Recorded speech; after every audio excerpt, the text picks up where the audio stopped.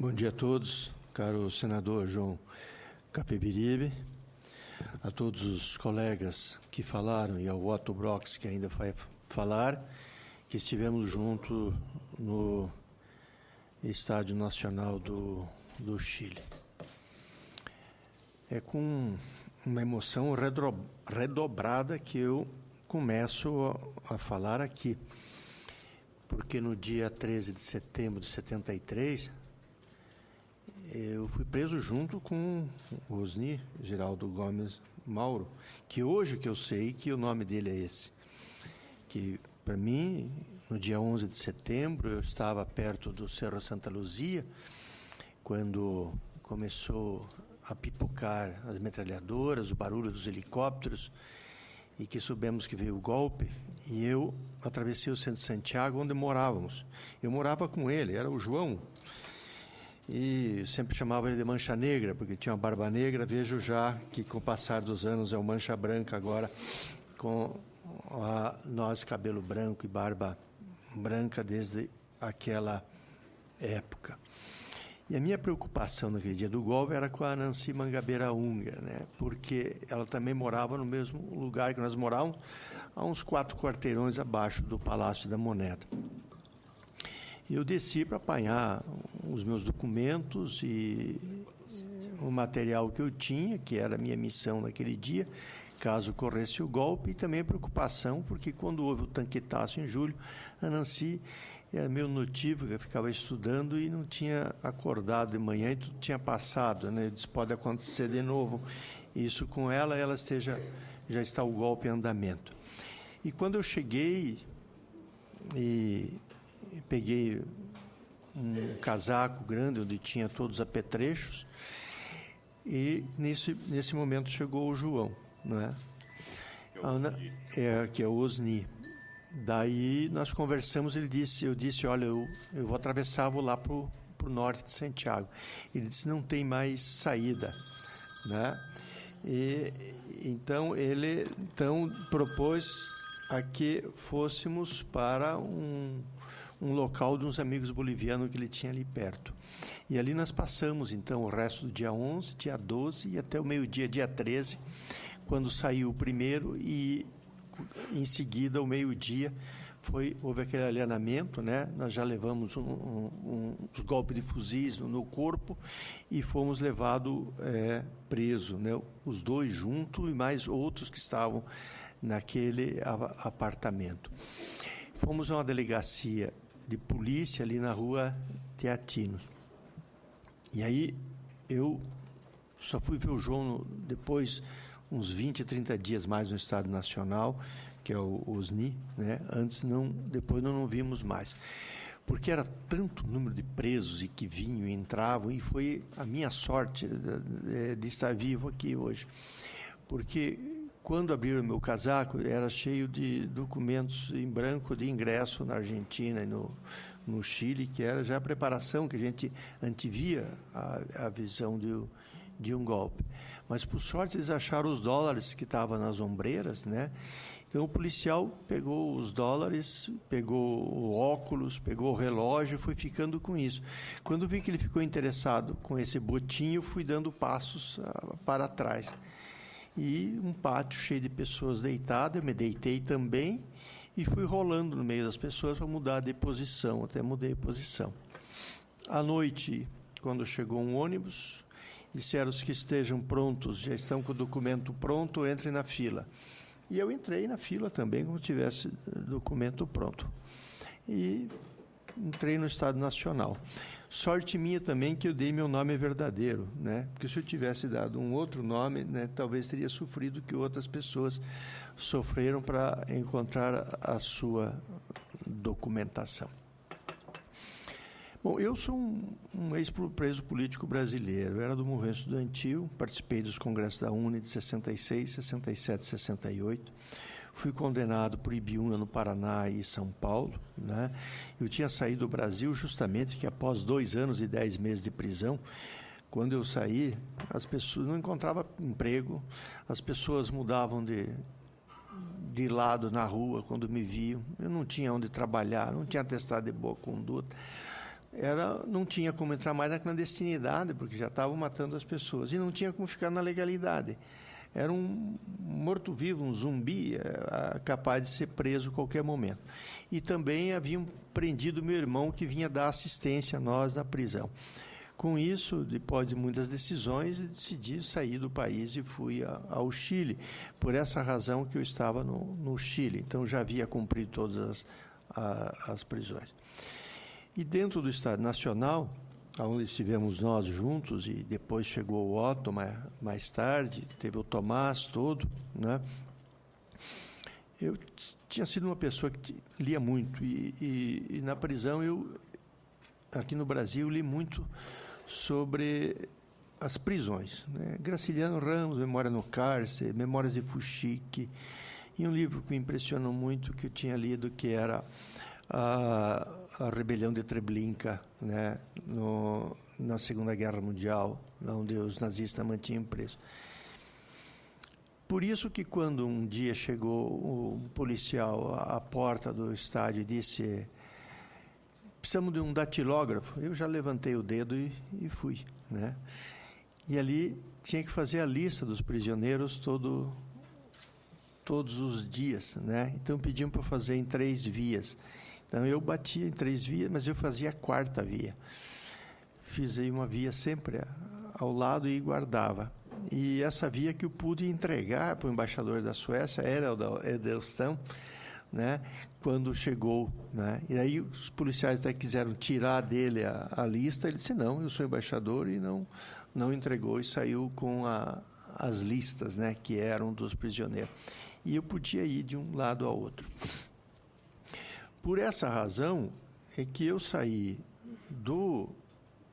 daquele comissaria de polícia sem ter sido interrogado, não tinha nada comigo. Entrei no Estado Nacional e dei meu nome. Também estava no Estado Nacional. Então o tempo foi passando, né? E eu só fui um dos últimos a ser interrogado já quando estavam para sair, porque na verdade não existia anotações, documento ou processo sobre mim em função dessa situação daquele momento. Mas, convivendo com os brasileiros e a situação dos chilenos, né, eu acho que nós, brasileiros, tivemos um papel importante, no sentido que nós já vínhamos de várias prisões, nós assumimos um papel de organizadores dos camarins, né? Horário, o pessoal tomar banho, como ter um comportamento para sobreviver, porque ali as condições eram mais difíceis, né? E ali que a gente viu que os chilenos não estavam preparados para aquela situação, porque uma semana de prisão já estavam se lamentando. Nós diziam: não, nós estamos vindo de 2 anos, de 3 anos, de 4 anos de prisão, tem que se preparar, e começamos a nos preparar para uma situação pior dentro daquele momento.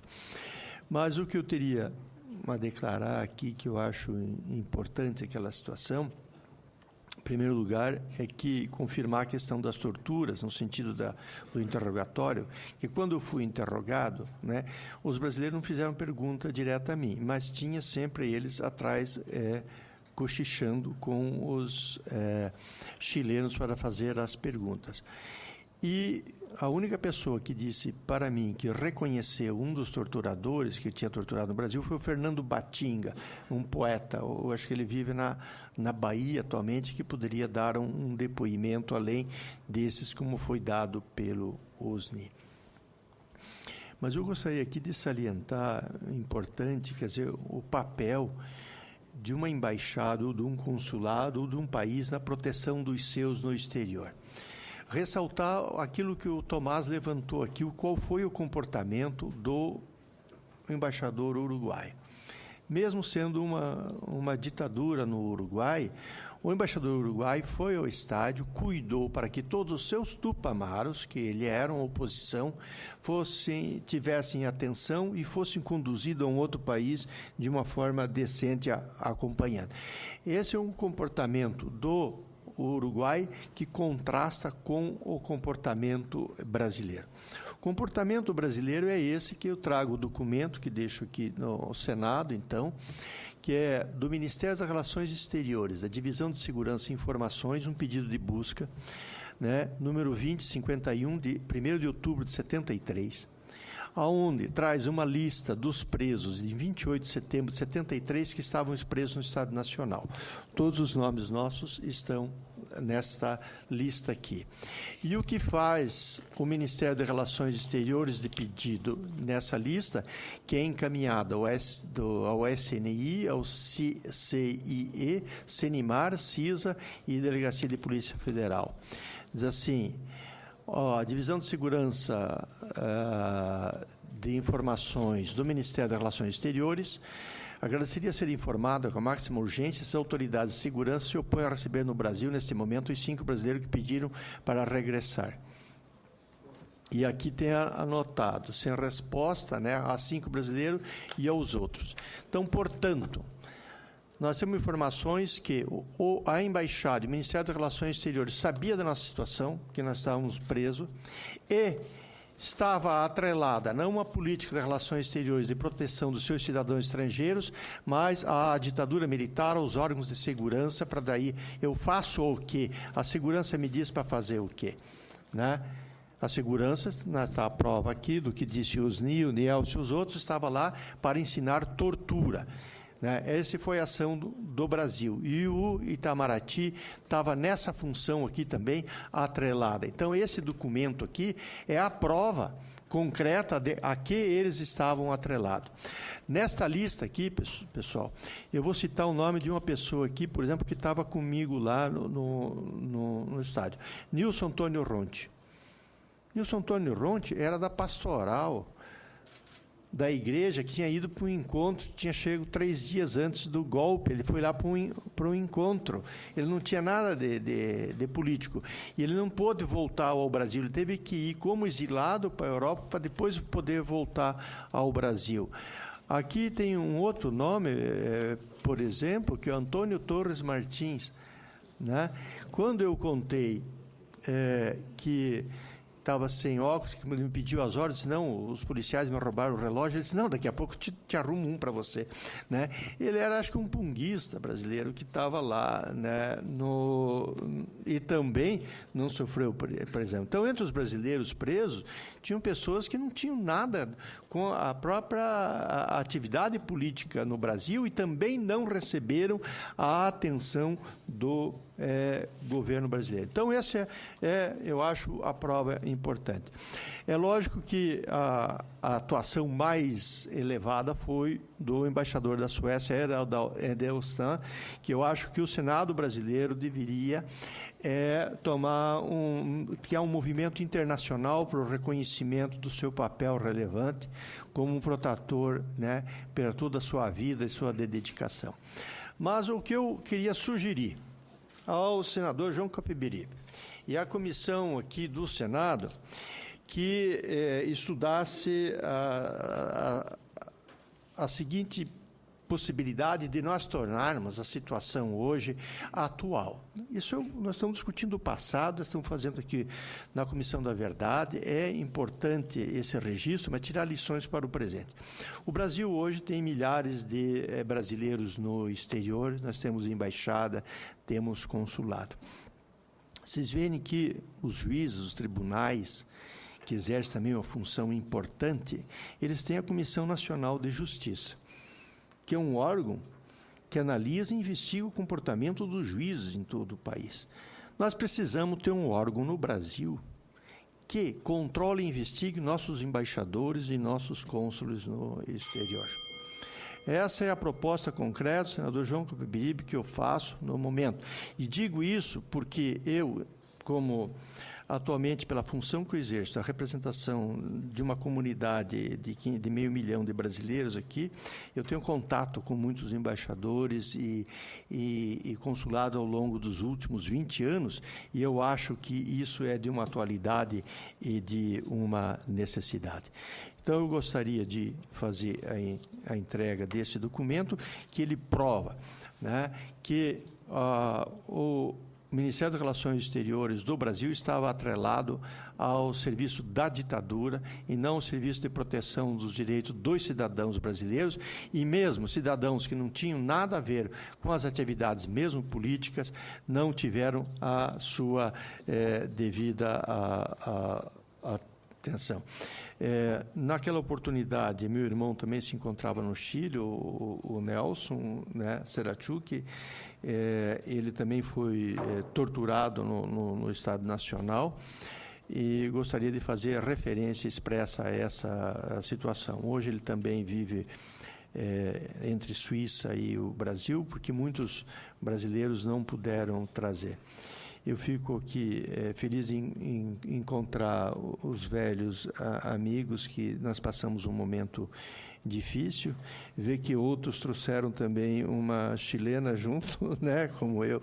Hoje sou casado, que é a minha esposa, né, e eu guardo comigo em casa ainda, né, apesar de às vezes ser ruim, né, essa aqui é a foto, né, um pedaço da madeira do Estado Nacional, onde foi o campo de concentração, né, que eu tirei de lá, e brevemente eu quero levar esse pedaço de madeira que nós fizemos um artesanato para o Museu da Memória no Chile.